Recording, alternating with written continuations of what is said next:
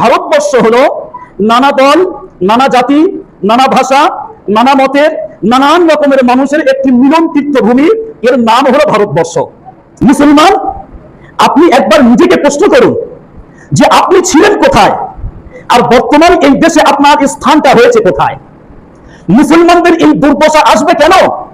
এরা তো সেই মুসলমান যে মুসলমান এই ভারতবর্ষের জমিনে সংখ্যাগরিষ্ঠ অমুসলিম ভাইদেরকে নিয়ে সীমিত গুটি কয়েক মুসলমান এই দেশে নেতৃত্ব দিয়েছিল।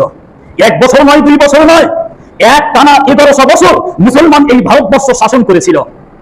সর্বপ্রথম 1608 খ্রিস্টাব্দে যখন এই ভারতবর্ষে ব্রিটিশরা পদার্পণ করে, ব্রিটিশরা আসার পর থেকে মুঘল সাম্রাজ্যের আস্তে আস্তে পতন ঘটে যায়।